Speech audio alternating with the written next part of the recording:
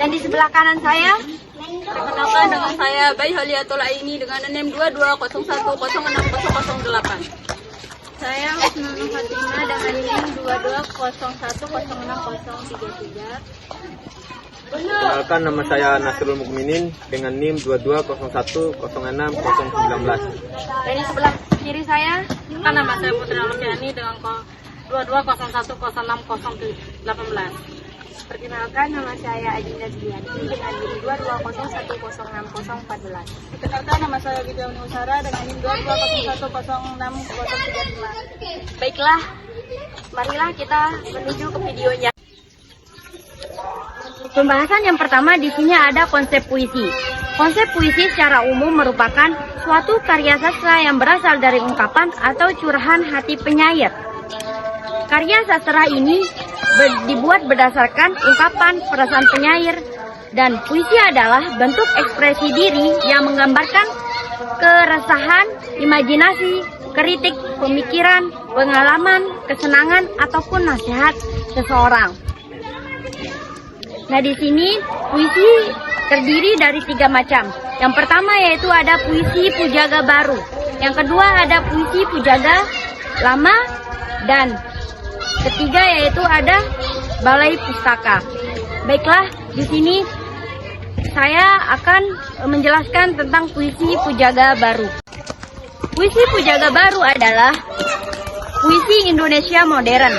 Puisi pujaga baru lahir dan berkembang pada saat bangsa Indonesia menuntut kemerdekaan dari penjajahan. Adapun ciri-ciri puisi pujaga baru seperti berikut. Yang pertama yaitu ada bentuk puisi melalui memakai bentuk puisi baru. Dan yang kedua, ada bentuk lebih bebas daripada puisi lama, baik dalam segi jumlah, suku, kata maupun rima. Dan yang ketiga di sini ada persajaka rima adalah salah satu sarana kepuitisan utama. Nah, di sini ada juga isi dari puisi baru pujaga. Yang pertama yaitu ada balada. Balada yaitu berisi kisah atau cerita. Yang kedua di sini ada berisi himne, yaitu puisi pujaan untuk Tuhan, tanah air atau pahlawan. Yang ketiga ada ode, yaitu puisi sanjungan untuk orang yang berjasa. Dan keempat ada epigram, yaitu puisi yang berisi tuntunan atau ajaran hidup. Nah, baiklah, di sini teman saya akan menyampaikan contoh puisi dari pujaga baru. Inilah contoh puisi dari Pujangga Baru yang berjudul Rindu, karya Asmara Hadi. Di bawah langit bertabur bintang, tiada berawan permai syahdu. Di pasir pantai aku terlentang, mendengar ombak rindu berlagu. Air mataku berlinang-linang, rindu sendu menyiksa kolbu. Dengan angkasa gilang gemilang, jiwaku ingin menjadi satu. Aku merasa sebagai tundungan dari angkasa gemilang permai. Dalam dunia menanggung sengsai, kapan kalanya datang tulungan. Maha Kuasa memberi karunia, membukakan daku pintu bahagia. Sekian puisi dari saya. Wassalamualaikum warahmatullahi wabarakatuh.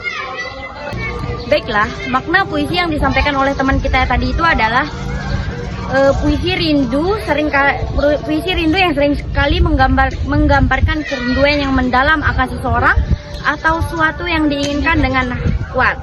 Ia bisa menyiratkan perasaan kehilangan, nostalgia, atau kerinduan yang mendalam yang sulit diungkapkan dengan kata-kata biasa. Nah, dalam puisi rindu bisa diungkapkan melalui matoraja, imaji, dan kata-kata yang penuh emosi untuk mengekspresikan kekosongan atau keinginan yang tak terpenuhi. Yang kedua di sini ada puisi punjaga lama. Nah, puisi punjaga lama ini adalah puisi yang secara fisik masih terikat oleh aturan penciptaan. Nah, aturan penciptaan itu meliputi jumlah kata, jumlah baris dan satu bait, jumlah suku kata, dan memiliki rima atau prasajaka. Nah, artinya banyak pengulangan bunyi yang timbul oleh huruf atau kata dalam larik dan bait. Yang termasuk puisi lama diantaranya adalah syair, pantun, guridam, karimna, mantra, seloka, dan talibun. Nah, penjabaran pada bagian ini hanya 3 puisi lama saja yang diulas, yaitu syair, pantun, dan guritma. Baiklah, contoh puisi pujaga lama sekarang akan disampaikan oleh teman saya. Di sini saya akan berpuisi puisi penjaga nama yang berjudul Aku Ingin, yang diciptakan oleh Sapardi Djoko Damono. Aku ingin mencintaimu dengan sederhana, dengan kata yang tak sempat diucapkan, kayu kepada api yang menjadikannya abu. Aku ingin mencintaimu dengan sederhana, dengan isyarat yang tak sempat disampaikan, awan kepada hujan yang menjadikannya tiada. Dari puisi tadi dapat kita analisis bahwa puisi Aku Ingin ini ditulis pada tahun 1989 yang bertemakan tentang percintaan dan ditulis oleh Sapardi Djoko Damono. Ditulis dengan makna sebuah cinta yang benar-benar sederhana. Mengetahui makna yang sebenarnya dengan menggunakan metode semiotika. Berikut adapun pembahasannya. Yang pertama itu ada tingkatan tanda. Tingkatan tanda ini aturan yang melandasi pergabungan akan memungkinkan menghasilkan makna teks yang baru. Ada 2 hasil dari analisis tingkatan tanda. Yang pertama itu denotasi. Nah, denotasi pada asal kata mencintaimu berawal pada kata cinta yang mempunyai makna menyukai, mengasihi, dan menaruh hati kepada seseorang. Kata kayu berarti pohon yang batangnya sangat keras. Sedangkan kata api berarti cahaya dan panas yang membakar segala sesuatu dan berkorban bagaikan semangat yang membara. Yang kedua itu konotasi. Jika ditulis berdasarkan kata per kata, maka makna konotasi tak akan nampak. Namun makna kiasan atau majas akan terlihat jika berdasarkan pengenalan kalimat larik. Puisi ini menggunakan majas personifikasi, yaitu semacam gaya bahasa kisan yang menggambarkan benda-benda mati seolah-olah memiliki sifat kemanusiaan. Terlihat pada kalimat dengan kata yang tak sempat diucapkan kepada api yang menjadikan abu. Yang berarti apabila kayu telah dibakar api, maka yang tersisa hanya sisa abu atau kesempatan yang tak akan terulang. Nah, simbol puisi tersebut ada 5 simbol. Yang pertama itu bait pertama yaitu aku ingin mencintaimu dengan sederhana, sedangkan bait kedua itu dengan kata yang tak sempat diucapkan, dan bait yang kelima itu dengan isyarat yang tak sempat tersampaikan. Baiklah, puisi yang ketiga di sini ada puisi Balai Pustaka. Puisi Balai Pustaka dalam perkembangan sastra Indonesia, angkatan Balai Pustaka memegang peran yang sangat penting. Angkatan ini muncul pada awal abad ke-20 di tengah era perubahan sosial dan politik di Indonesia. Baiklah, contoh puisi Balai Pustaka akan disampaikan oleh teman saya. Assalamualaikum warahmatullahi wabarakatuh. Di sini saya akan membacakan puisi yang berjudul Niat.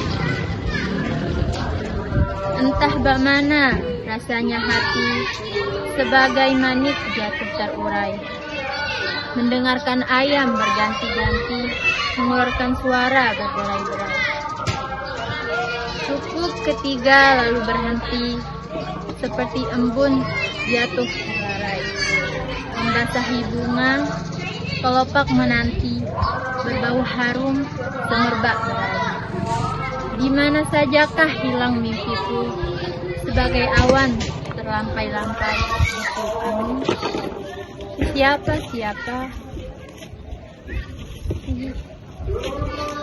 Oh, niat cita-citaku, awan di awang hendak dicapai, apakah daya tangan tak sampai. Baiklah, di sini saya akan menjelaskan makna puisi dari teman saya tadi. Maknanya di sini adalah menggambarkan perasaan yang bercampur aduk dalam hati. Ia merasakan seperti manik yang terurai, merasa tak mampu mencapai apa yang diinginkan. Gambar alam yang digunakan sebagai metafora, penyair menggunakan gambar alam seperti embun, bunga, awan, dan angin sebagai metafora untuk menggambarkan perasaan dan keinginannya. Rasa kecewa dan harapan yang tidak tercapai. Mungkin hanya ini makna dari puisi tadi. Sekian dari video kelompok 2, kurang dan lebihnya mohon maaf. Wabillahi wal taufiq wal hidayah. Wassalamualaikum warahmatullahi wabarakatuh.